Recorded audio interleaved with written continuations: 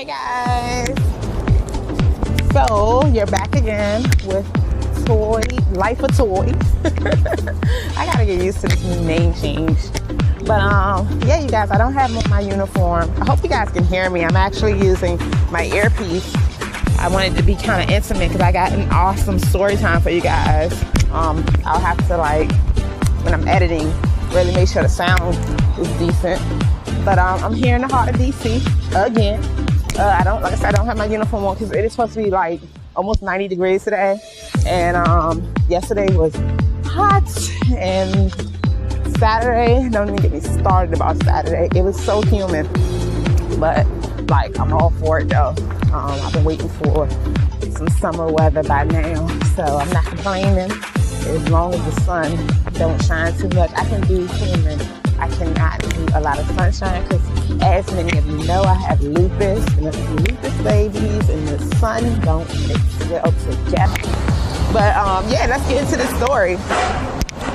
So, like many of you who have watched my content for a while know that I have transferred jobs. I got a new job.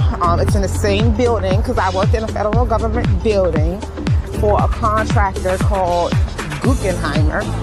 We do food services, catering, special events, and of course we have a cafeteria. I was the supervisor of the cafeteria. So my mom got sick and I took time off to take care of her. In the midst of doing that, I was in the process of turning into a manager. I was a supervisor, supposed to be leaning towards being, I'm trying to decide Panera Bread or Dunkin' Donuts. I think I'll do Dunkin' Donuts today. But I was, like I said, in the midst of becoming a manager. But when I took that time off to deal with my mom, I came back and surprised someone had basically taken my position, which didn't make me feel any better that the person who took my position, although she's a sweetheart, I don't know if she watches my content or not, but no, like, she's super down to earth and cool, but she's also someone my manager previously knew that is kind of like family to him. So yeah, I just felt all types of shade about this situation. So I went on ahead and started to look for a new job, and I actually wind up checking out the security in my federal government building, and yeah, they got me the job. So on to the story.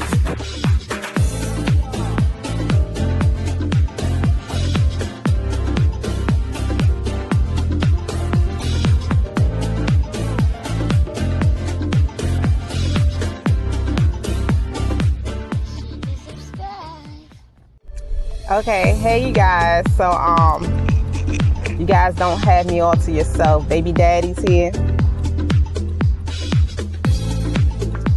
Kids are in the back, they knocked out. Okay, so let's get into the story time. And I have receipts.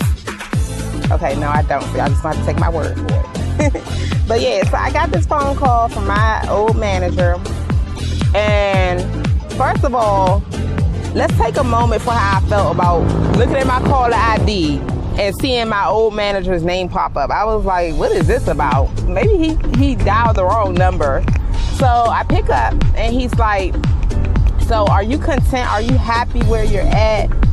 Do you believe you made a good decision? I'm like, where is this going? So I was pretty like straightforward with him. I was like, yeah, I think I did make a good decision. So far, I'm way less stressed than what I was there. I was like, I'm enjoying basically learning a new skill. So I was like, yes, I think I made a good decision. So he's like, oh, interesting. Well, so then he's like, yes. Okay. Anywho. So then he's like, so, you know, I always had the intention to make you a manager. So he's like, I know that you were a little bothered that it didn't happen when you wanted it to, but sometimes it's all about timing. So he's like, I have an account, George Washington University. We need a manager there. The job is yours if you want it. And then he's like, so I need to know. So get this, you guys. He's saying he needs to know by tomorrow. Okay, so these are the thoughts I had. A part of me was like, I worked hard for this. You know what I'm saying? So I deserve this.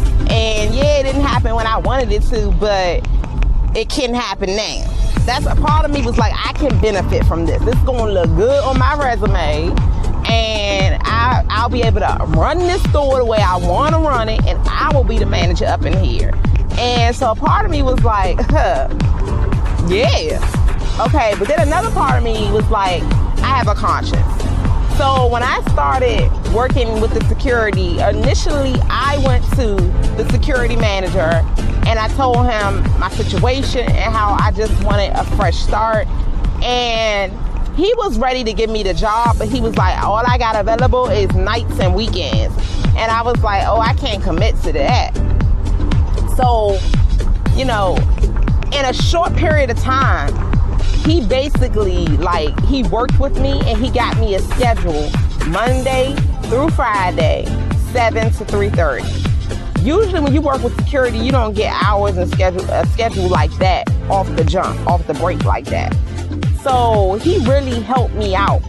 Like, him getting me that job, it benefited me more than it benefited him.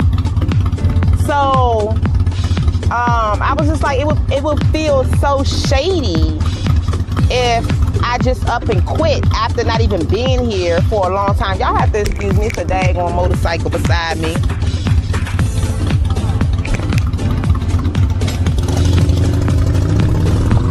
Irritating motorcycle.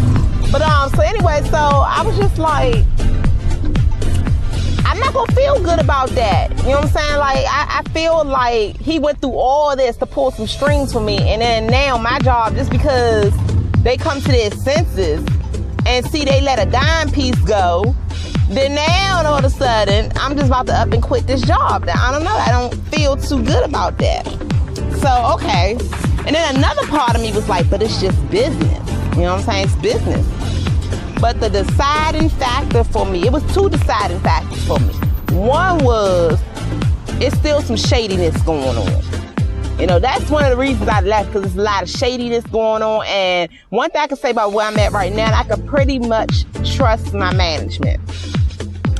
Over there, I don't know. It's a lot of shadiness going on, and it's a lot of false accusations and stuff going on.